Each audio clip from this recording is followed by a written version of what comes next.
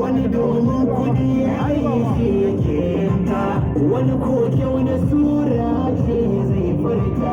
amma a yau ta dan ilahu shi ne fahimtar yalle an dusa mutanen yarwa ko bakon murna ne sama mana ai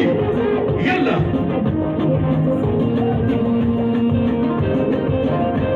ayo